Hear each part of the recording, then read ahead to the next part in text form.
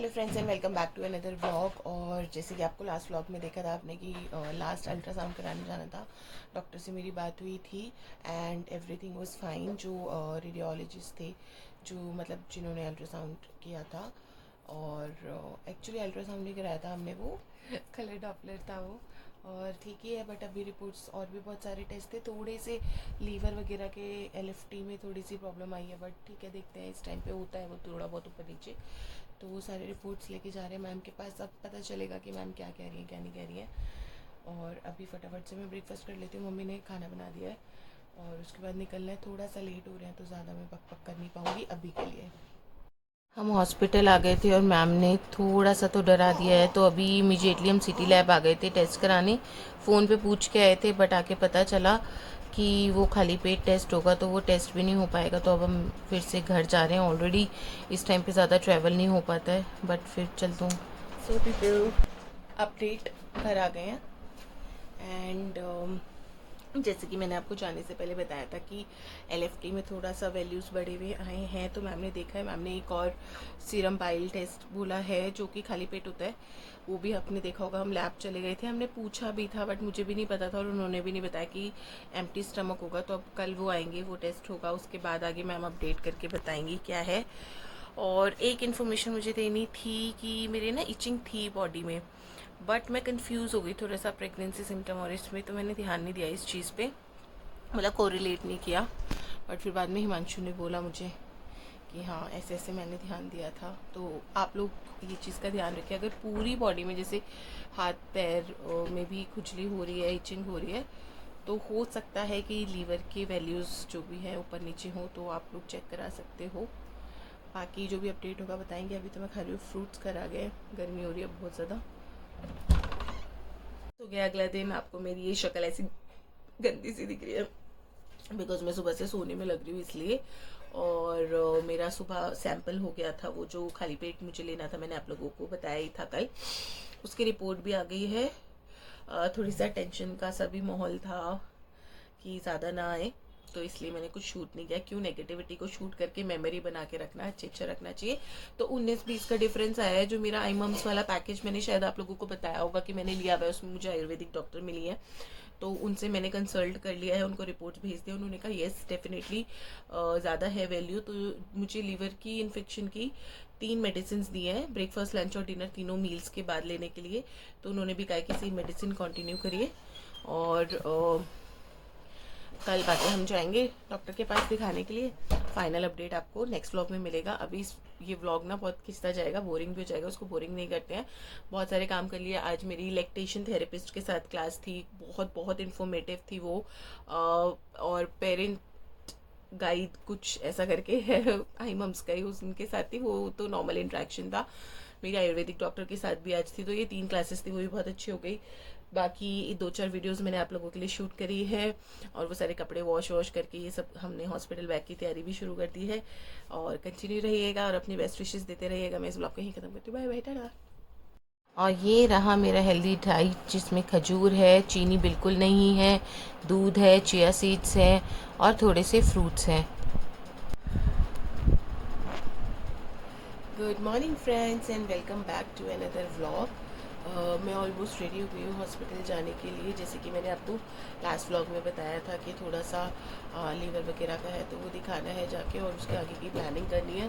थोड़ा सा कोल्ड मुझे हो गया और हल्का सा फेवरिश लग रहा है। सो लेट्स सी मैम क्या बोलती हैं क्या नहीं बोलती हैं। और अभी के लिए इतना ही, चलिए चलते हैं। वैसे तो आज मुझे और हिमांशु को था कि एक बारी हम डेट पे जाएंगे सिर्फ वो और मैं, बट अभी तो मुझे नहीं पता है। मेरी जो कंडीशन हो रही है कि मैं इतना चल फिर पाऊँगी नहीं। एक तो इस टाइम पे ना थक भी आप जल्दी जाते हो, मतलब सोचते क्या हो क्या होता है, देखते हैं। बाकी मैम भी क्या कहती है उसके अकॉर्डिंगली मैं आपको अपडेट करूँगी। उसके साथ ही साथ काफ़ी सारा काम हो गया है मेरा हॉस्पिटल बैग का भी, वो भी अपडेट करते रहूँगी। सो बाय बाय। चलिए हॉस्पिटल आ गए हैं। मैम से मिलने के बाद, डिस्कस करने के बाद मैं आपको फाइनल अपडेट देती हूँ घर जाने के बाद। टड़ा, सो वापस आ गए हैं, दिखा दिया है। अपडेट ये है कि मैम ने बोला ऑब्वियसली थोड़ी तो वैल्यूज़ बढ़ी हुई हैं, बट वी कैन वेट।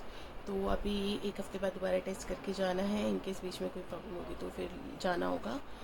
सबको ये कहना चाह रही हूँ कि अगर आपकी बॉडी में भी इचिंग हो रही है या कुछ ऐसा सिम्टम है उसको इग्नोर ना करें। कोल्ड कफ और हल्के फीवरिश के लिए फ़ीवर तो नहीं आया, मैंने चेक कराया था वहाँ पे, बट शरीर टूटा टूटा हो रहा है। तो मैम ने बोला है कि वो स्टीम एंड गार्गलिंग करनी है, वो तो स्टीम वगैरह मैंने स्टार्ट कर दी थी। थक बहुत गई हूँ और ना आज मुझे और हिमांशु को जाना था रेट पे, बट हमारी अपॉइंटमेंट हमने सब फर्स्ट अपॉइंटमेंट ली थी बहुत अर्ली मॉर्निंग की और हम फ्री भी जल्दी हो गए। उस टाइम तक कोई भी अच्छा कैफ़े ओपन नहीं था, तो फिर हम घर ही आ गए हैं। देखते हैं अगर जाने की हिम्मत हुई दोबारा तो किसी दिन निकलेंगे। मेरा मन था कि एक बार ही हम एज ए हस्बैंड वाइफ अकेले हम दोनों जाएँ रेट पे। लेट्स सी, क्या इन सब चीज़ों में कुछ पता नहीं होता। जैसे कि मैंने आपको बताया था, हमारा मन था बाहर डेट पे जाने का। मेरा खाना खाने का बिल्कुल भी मन नहीं था।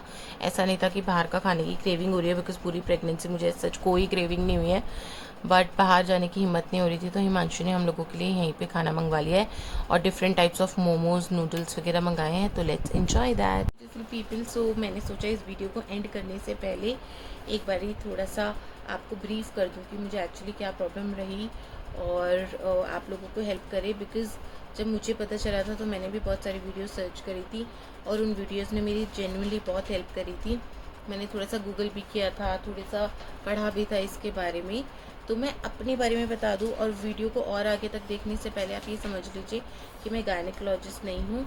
तो आपको सबसे बेस्ट एडवाइस तो गायनेकोलॉजिस्ट ही दे सकती हैं आपकी। बट अगर अभी तक आपने कंसल्ट नहीं किया सो मे बी एक होता है ना, वीडियो देख के आपको पता चल जाता है कि क्या आप ये मेजर प्रॉब्लम है नहीं है, आपको गायनी के साथ डिस्कस करना चाहिए या नहीं। वैसे तो आपको हर छोटी छोटी प्रॉब्लम करनी चाहिए, मेरी वाली गलती मत करिएगा। सो एक्चुअली क्या था, जैसे कि आपने वीडियो में देखा भी कि मुझे बहुत ज़्यादा इचिंग हो रही थी, बट बहुत सारे लोग ऐसे भी बोल रहे थे कि इट्स नॉर्मल प्रेगनेंसी के अंदर। और मुझे बहुत ज़्यादा एसिड रिफ्लेक्स थे, बहुत एक्सट्रीम एसिडिटी थी, मैं आपको बता भी नहीं सकती। मतलब कि मैं दिन रात परेशान रहती थी, कुछ भी खाने का मन ही नहीं करता था। इतना कि थर्ड ट्राइमेस्टर में मेरा वेट स्टक हो गया था, बल्कि कम ही हो रहा था थोड़ा सा, क्योंकि मेरा खाने का मन नहीं करता था एसिडिटी की वजह से। रात रात भर मैं बैठी रहती थी कि लेटूंगी तो और ज़्यादा एसिडिटी होगी। और कभी थोड़ा सा दूध पी रही हूँ ठंडा, सौंफ और जीरा का पानी पी रही हूँ, रोस्टेड सौंफ खा रही हूँ, बहुत सारी चीज़ें ट्राई करी। क्योंकि थ्रू आउट द प्रेगनेंसी मुझे नोज़िया भी था, तो मुझे लगा शायद क्योंकि अभी थर्ड ट्राइमेस्टर है, आपका यूट्रस का साइज़ बड़ा हो जाता है, तो इस वजह से ये सारी प्रॉब्लम्स बढ़ रही हैं। और जो आपकी इचिंग है वो तो नॉर्मली होती है प्रेगनेंसी में, विच वॉज रॉन्ग। एक्चुअली मुझे लीवर की प्रॉब्लम थी और ये कब पता चला, जब हमारे लास्ट टेस्ट होने थे डिलीवरी से पहले, अप्रॉक्सीमेटली 36th वीक के अंदर हमें पता चला। तो उसके अंदर सभी ब्लड टेस्ट के साथ मेरा LFT भी हुआ था, लीवर फंक्शन टेस्ट जो होता है, एंड उसके अंदर जो वैल्यूज थी थोड़ी ऊपर नीचे आई थी, थोड़ी क्या काफ़ी एक्चुअली ऊपर नीचे थी। तो मुझसे मेरी गायनी ने पूछा, स्वाति आपको इचिंग है क्या? एंड उस टाइम भी मेरा माइंड ही नहीं चला और मैंने बोल दिया कि नहीं मैम, इचिंग वगैरह तो नहीं है। मतलब बिकॉज मुझे इतना ज़्यादा मेरे माइंड में फ्रीज हो गई थी ये चीज़ कि ये नॉर्मल प्रेगनेंसी सिम्टम है, जो कि नहीं है। अगर आप में से किसी को बहुत ज़्यादा इचिंग है बॉडी के अंदर तो प्लीज़ डॉक्टर को दिखाइए, क्योंकि ये बहुत सीरियस हो सकता है। तो फिर भी उन्होंने मुझे बाइल टेस्ट लिख दिया था। तो बाइल जूस टेस्ट उन्होंने फिर बोला कि आप जितनी मतलब जहाँ से जल्दी हो जाए वहाँ से आप करा लो। सो मैंने पढ़ा, तो मैं आप लोगों को थोड़ा सा बता देती हूँ। अगर वैल्यू बहुत ज़्यादा होती है तो ये स्टिल बर्थ तक प्रॉब्लम जा सकती है, या बेबी स्टूल पास कर देता है वूम के अंदर। तो वो जो मैकोनियम होता है स्टूल के अंदर, वो अगर इंडाइजेशन हो जाए उसका, बेबी उसको इनहेल कर ले, बेबी उसको ले ले, तो वो बहुत एक्सट्रीम प्रॉब्लम क्रिएट कर सकता है, बेबी डिस्ट्रेस में जा सकता है और बहुत ज़्यादा प्रॉब्लम हो सकती है। तो जब मैंने ये देखा तो मुझे बहुत ही ऐसा लगा मैंने क्या बेवकूफ़ी कर दी, और मैंने क्यों नहीं डिस्कस किया डॉक्टर के साथ ये, मुझे इतनी मेजर प्रॉब्लम लगी क्यों नहीं। क्योंकि मतलब ऐसा होता है ना, ठीक है अब टुवर्ड्स दी एंड है, हम डिलीवरी डेट आ रही है तो ठीक है सब बर्दाश्त कर लो, दवाई तो लेनी नहीं है। ये माइंड में इतना ज़्यादा बैठ जाता है कि वैसे भी प्रेगनेंसी में दवाइयाँ नहीं लेनी है। नहीं, जिस चीज़ की दवाई की ज़रूरत है डॉक्टर आपको बताएंगी।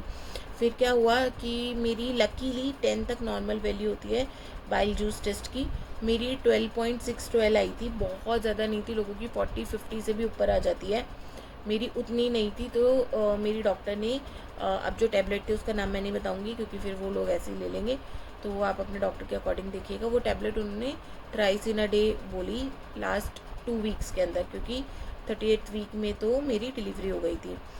तो उसके बाद मेरी एसिडिटी एकदम नॉर्मल, ऑलमोस्ट गॉन, और इचिंग तो थी ही नहीं। और इचिंग इसमें इतनी ज़्यादा हो जाती है, कई बारी आप ईच कर करके ना ब्लड आ जाता है, इतनी इचिंग हो जाती है। मेरे भी इतनी हो गई थी पैर में, बट मुझे फिर भी वो नॉर्मल लग रहा था।